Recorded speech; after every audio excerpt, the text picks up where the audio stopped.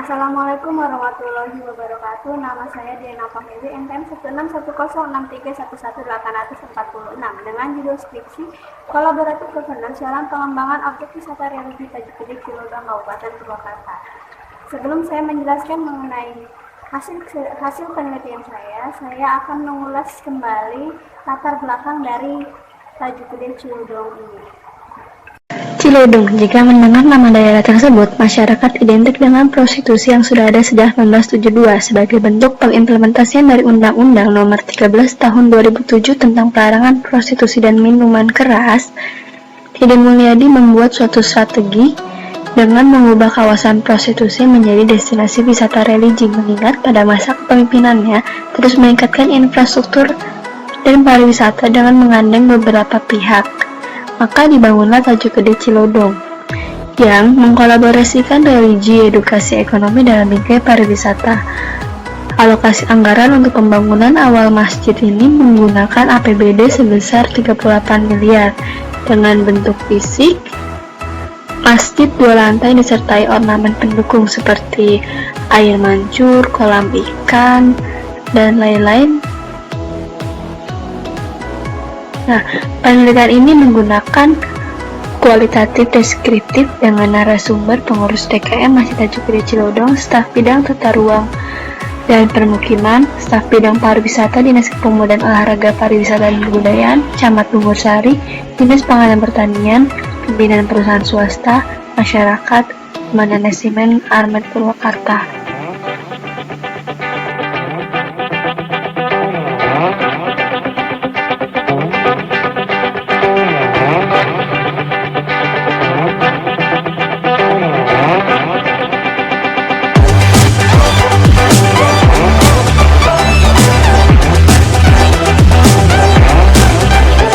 Karena itulah, peneliti tertarik untuk meneliti mengenai Tajuk Gede Cilodong Kabupaten Purwakarta. Collaborative governance konsepnya adalah pelibatan berbagai pihak yang memiliki kepentingan berbeda-beda namun dapat bersinergi dalam satu tujuan. Nah, Tajuk Gede Cilodong ini adalah sebagai bentuk implementasi dari Undang-Undang Nomor 13 Tahun 2007 tentang pelarangan prostitusi dan minuman keras. Nah, di sini untuk menghilangkan khususnya prostitusi. Nah, peneliti menggunakan teori Ansel Engage, yaitu teori collaborative governance, yang di dalamnya terdiri dari kondisi awal, desain kelembagaan, kepemimpinan fasilitatif, dan proses kolaboratif. Collaborative governance pada kondisi awal ini adalah pemerintah daerah berkolaborasi dengan pemangku-pemangku kepentingan lainnya untuk mengubah paradigma suatu tempat yang tadinya adalah lokasi prostitusi menjadi lokasi yang dapat bermanfaat bagi masyarakat umum, khususnya masyarakat Kabupaten Purwakarta, di atas lahan seluas 90.000 meter persegi, yang di dalamnya ada arena-arena edukasi, olahraga, hiburan rekreasi, museum, dan urban farming. Tapi untuk urban farming dan museum ini ditunda karena mereka kan tergabung dalam proyek pembangunan Taman Giri Harja. Nah, Taman Giri Harja ini masih ditunda dulu pembangunannya sampai kondisi membaik, karena harusnya tahun ini sudah mulai dibangun, tapi karena pandemi ditunda sementara. Nah, kemudian masalah pada stakeholder sering terjadi pada ketidakseimbangan sumber daya. Nah, di mana di dalamnya pada proses perencanaan sampai pengembangan pada tahap ini lebih didominasi oleh Ketua DKM, yaitu Dede Mulyadi yang merupakan Bupati Purwakarta sebelumnya yang pada tahun 2008 sampai 2018. Tapi untuk kapabilitasnya sendiri selain dari Dede Mulyadi, ada juga menggandeng atau melibatkan pihak-pihak yang berkompeten seperti PT SW Seed Indonesia yang merupakan tenaga profesional dalam bidang pertanian tentunya. Kemudian juga melibatkan Dinas Tata Ruang dan Pemukiman dalam perencanaan pembangunan fisik lanjutan pada tahap pengembangan, dan juga Dinas Pangan dan Pertanian yang berkompeten dalam pelaksanaan untuk pertaniannya. Kemudian Dispora Parbud untuk membantu promosi dari Tajuk Gede Cilodong ini. Untuk pendukungnya sendiri ada TNI yang ikut berpartisipasi dalam pembangunan dan juga PT Asri Pelangi Nusa yang meminjamkan lahannya kepada Dinas Pertanian di kawasan Tajuk Gede Cilodong dengan agenda pinjam pakai ya. Mengapa pihak-pihak tersebut mau berkolaborasi di Tajuk Gede Cilodong Purwakarta ini? Karena tentunya ada insentif yang didapatkan baik secara material maupun imaterial. Nah, untuk PT SW Seed Indonesia sendiri berkolaborasi karena ingin mendapatkan kepercayaan dari pemerintah, dan juga tentunya jika berkolaborasi dengan pemerintah pastinya masyarakat akan lebih mengenal kembali produk-produk dari PT SW Seed ini, karena pemerintah saja mau bekerja sama dengan PT SW Seed Indonesia, jadi menjadi panutan untuk masyarakat juga ikut membeli produknya karena telah dipakai oleh pemerintah. Kemudian Dinas Pangan dan Pertanian berkolaborasi dalam rangka program kerjanya mereka, yaitu program ketahanan pangan, di mana di Tajuk Gede Cilodong ini kan lahannya luas, ada yang untuk pertanian juga ditambah dengan pinjam pakai dari PT Asri Pelangi Nusa. Nah, lahan-lahan tersebut ditanami dengan padi dan tanaman sejenisnya yang dapat dimanfaatkan sebagai ketahanan pangan dan berguna pada tahun ini untuk dibagikan kepada masyarakat setempat yang terdampak coronavirus disease-19. Kemudian bagi masyarakat, meskipun ia masih belum diberikan kesempatan untuk memutuskan sesuatu dalam proses kolaborasi ini, tetapi mereka turut berkontribusi pada saat pembangunan maupun pengembangan saat ini. Nah, insentif yang didapatkan dari masyarakat adalah yang tadinya lokasi ini menjadi lokasi produksi, ini sekarang menjadi lokasi yang semakin ramai dikunjungi karena adanya Tajuk Gede Cilodong ini yang sebelum COVID-19 adalah destinasi wisata religi yang mendatangkan banyak sekali wisatawan, baik wisatawan lokal maupun yang dari luar kota ya. Nah, ini menjadikan peluang usaha bagi masyarakat sehingga banyak masyarakat setempat yang berjualan atau menyediakan lahan parkir rumahnya. Jadi kan pundi-pundi uang juga berputar di situ. Kemudian dimensi kelembagaan. Nah, dimensi kelembagaan ini adalah dengan memperhatikan partisipasi, forum kolaborasi kelembagaan, aturan-aturan dasar yang mendukung kolaborasi, serta proses penyelenggaraan kolaborasi. Nah, untuk forum-forum kelembagaan ini ada yang secara formal maupun non-formal. Untuk yang formalnya terjadi ketika Bupati Purwakarta saat ini, yaitu Anna Ratna Mustika yang bertemu dengan atau mendiskusikannya kepada PT SW Seed Indonesia.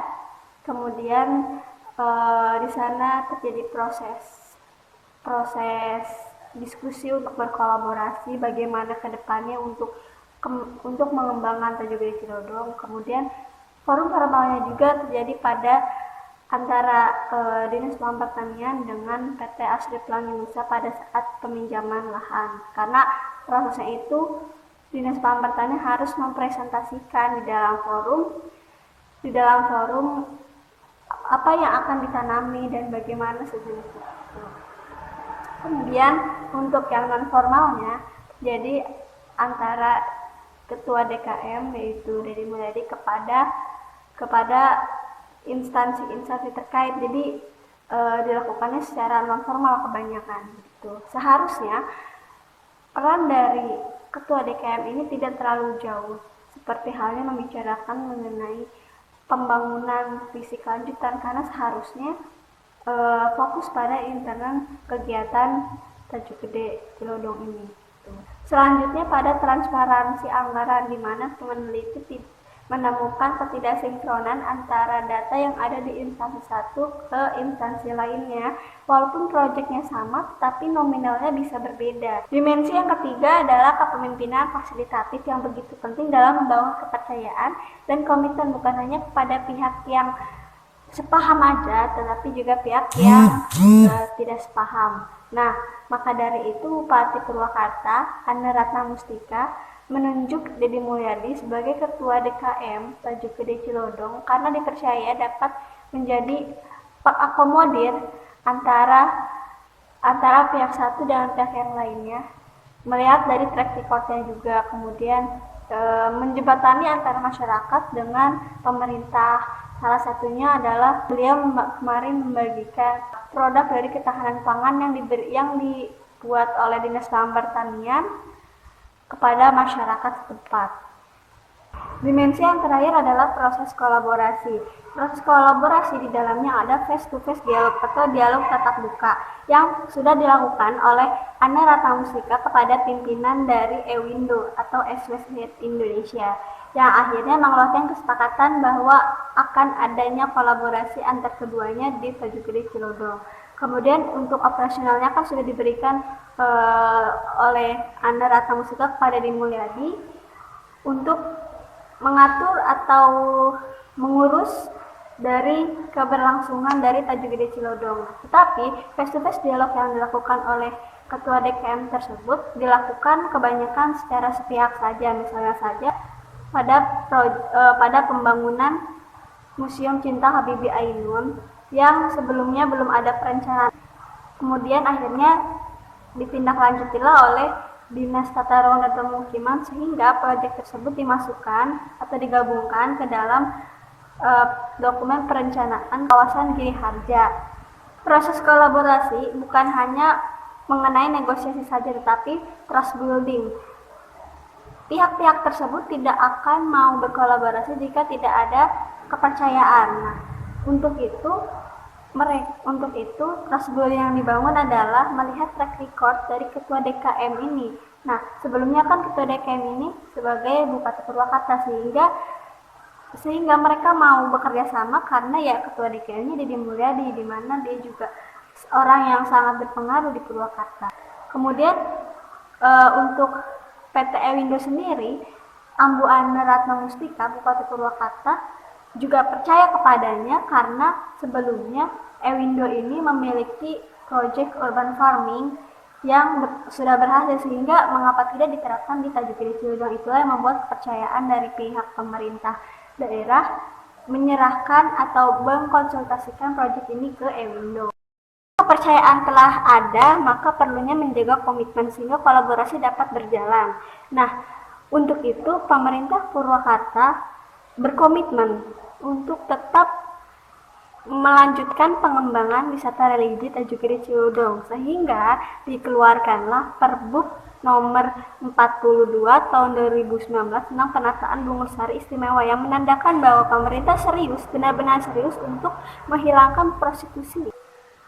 Kemudian bentuk lain komitmen dari Pemkab Purwakarta yaitu dengan tetap menambah ornamen-ornamen untuk mempercantik Tanjung Gede Cilodong sehingga dapat terus menarik kunjungan dari wisatawan. Terakhir dalam proses kolaborasi adalah penyesuaian atau berbagi pemahaman. Nah, di sini karena ada tenaga profesional khususnya dalam bidang pertanian yaitu Ewindo memberikan atau berbagi pengalaman atau pemahaman kepada Dinas Pertanian maupun tokoh-tokoh lain yang ada di Tanjung Gede Cilodong sehingga satu misi gitu, terutama dalam pertanian yang merupakan bagian dari daya tarik wisata religi Tanjung Gede Cilodong ini. Dinas Pangan dan Pertanian juga membagikan pemahamannya kepada masyarakat yang terlibat pada saat penanaman padi di Tanjung Gede Cilodong, bahwasannya padi tidak hanya bisa ditanam di sawah saja, tetapi